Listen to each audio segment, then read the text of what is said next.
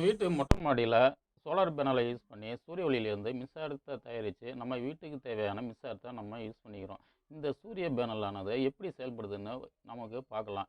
சூரிய பேனலானது அ செமிகண்டக்டர்ங்கிற ஒரு மெட்டீரியல பயன்படுத்துறாங்க. இப்ப இரும்பு இருக்குன்னா, எல்லா வெப்பநிலையிலயும் சரி, அது மின்சாரத்த கடத்துது, எலக்ட்ரான்கள மூவ்மெண்ட் ஆகுது. அதேபோல அலுமினியத்த எடுத்துக்கிட்டோம்னா, எல்லா வெப்பநிலையிலயும் மின்சாரத்த கடத்துது. ஆனா, அதிகமான வெப்பநிலையில மட்டும் தான் மின்சாரத்த கடத்துங்கிற மாரி ஒரு மெட்டீரியல பயன்படுத்துறாங்க. இதுதான் செமிகண்டக்டர்ன்னு சொல்றாங்க. செமிகண்டக்டர்னா என்னன்னு பார்க்கலாம். செமிகண்டக்டர்ங்கிறது 2 வகையான மெட்டீரியல நம்ம டோப் பண்றோம். உதாரணமா பார்த்தோம்னா, சிலிக்கான போரான் கூட நம்ம டோப் பண்றோம். சிலிக்கானுடைய வேலன்ஸ் எலக்ட்ரான் பார்த்தீங்கன்னா 4, போரானுடைய வேலன்ஸ் எலக்ட்ரான் 3. இப்ப சிலிக்கான வந்து போரான் கூட டோப் பண்ணும்போது, சிலிக்கானுடைய 4 எலக்ட்ரான் வந்து 3 எலக்ட்ரான் தான் போரான் கூட நம்ம கனெக்ட் ஆகும். ஒரு எலக்ட்ரான் குறைபாடு இருக்கும். இது வந்து பாசிட்டிவ் ஹோல்ஸ்ன்னு சொல்றோம். இதுதான் வந்து பி டைப் செமிகண்டக்டர்ன்னு சொல்றோம். அதே வந்து என் டைப் செமிகண்டக்டர்ல பார்த்தீங்கன்னா, சிலிக்கான ஆர்சனிக் கூட நம்ம டோப் பண்ண முடியும். ஆர்சனிக்குடைய வேலன்ஸ் எலக்ட்ரான் 5, சிலிக்கானுடைய வேலன்ஸ் எலக்ட்ரான் 4. சிலிக்கான் ஆர்சனிக் கூட டோப் பண்ணும்போது, ஆர்சனிக்ல ஒரு எலக்ட்ரான் எக்ஸஸா இருக்கும். இதுதான் நெகட்டிவ் செமிகண்டக்டர்ன்னு சொல்றோம். என் டைப் செமிகண்டக்டர்ன்னு சொல்றோம்.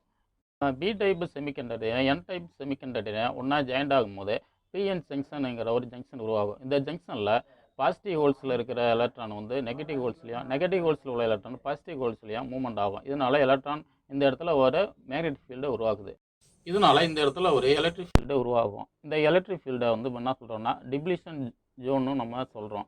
இந்த டிப்ளிஷன் ஜோனில் சூரியன்கிட்டேருந்து வரக்கூடிய ஃபோட்டான்ஸ் வந்து ஹிட் பண்ணும்போது அந்த எலக்ட்ரான்களை மூவ்மெண்ட் ஆகி அதில் வந்து பார்த்திங்கன்னா ஒரு தனியாக ஹோல்ஸாகவும் உருவாகுது, தனியாக எலக்ட்ரானும் தனியாக உருவாகுது.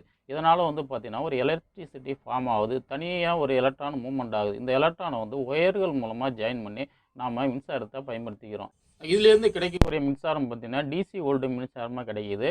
இதை நம்ம ஏசி மின்சாரமாக இன்வெர்டர் மூலமாக அதை கன்வெர்ட் பண்ணி நம்ம வீட்டு உபயோகத்துக்கு பயன்படுத்திக்கிறோம். இ டைப் என் டைப் செமி கண்டக்டராலான ஒரு ஜங்ஷனை வந்து ஒரு செல்லாலான சோலார் செல்லுன்னு சொல்கிறோம். இதேமாரி சோலார் செல்லு சேர்ந்தது தான் சோலார் பேனல்னு சொல்கிறோம். அதுமாரி பல சோலார் பேனல் சேர்ந்தது சோலார் அரேன்னு சொல்கிறோம். சோலார் பேனலுடைய அட்வான்டேஜ்னு பார்த்தோம்னா, இது வந்து பார்த்திங்கன்னா லோ காஸ்ட்டு. ஒரு கம்மியான ஒரு 20,000 செலவு பண்ணி போட்டிங்கன்னா ரொம்ப நாள் வரும், லாங் லைஃப் வரும். எப்படி இருந்தாலும் ஒரு 20லேருந்து 30 வருஷம் வரும் கண்டிப்பாக. அதுமாரி பார்த்திங்கன்னா என்விரான்மெண்டல் ஃப்ரெண்ட்லியாக இருக்கும். இதனால் பார்த்திங்கன்னா சுற்றுச்சூழல் பாதிப்பு எதுவுமே வராது. ஒரு தடவை வந்து செலவு பண்ணுறோம், வருஷம் ஃபுல்லாக ஃப்ரீயாக மின்சாரம் நம்ம தயாரிக்க முடியும். இல்லாமல் பகலில் மட்டும் தான் நம்ம மின்சாரத்தை தயாரிக்க முடியும். நைட்டில் யூஸ் பண்ணோம்னா இன்வெர்ட்டரில் மூலமாக சேமித்து தான் நம்ம நைட்டில் பயன்படுத்த முடியும்.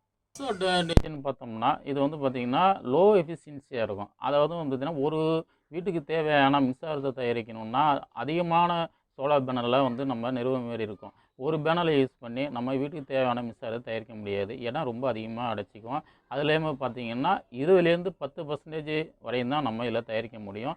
வீட்டுக்கு தேவையான மின்சாரம் நிறைய வேணும்னா நிறைய பேனலை நம்ம வச்சு நம்ம செட் பண்ண வேண்டியதாக இருக்கும். நவீன வாழ்க்கையில் அந்த சோலார் பேனல் வேறு எதுக்கெல்லாம் யூஸ் ஆகுதுன்னா, நம்ம விண்வெளிக்கு ஒரு செயற்கைக்கோள் அனுப்புகிறோம்னா அதுக்கு தேவையான மின்சாரத்தை தயாரிக்கணும்னா சோலார் பேனலை ஃபிட் பண்ணி தான் அனுப்புகிறோம். இதனால் பார்த்திங்கன்னா வருஷம் முழுக்க அதுக்கு தேவையான மின்சாரத்தை சூரிய ஒளியிலேருந்து தானாக தயாரிச்சிக்குது. பார்த்திங்கன்னா ஆட்டோமேட்டிக்காக செயல்படுற தெருவிளக்குகளுக்கு பார்த்திங்கன்னா இப்போ சோலார் பேனலை வச்சு இன்வெர்ட்டர் வச்சு ஃபிட் பண்ணிடுறாங்க. இது பார்த்திங்கன்னா வருஷம் ஃபுல்லாக வந்து மின்சாரம் இல்லாமல் ஆட்டோமேட்டிக்காக தெருவிளக்கை நம்ம எரிய வைக்க முடியும்.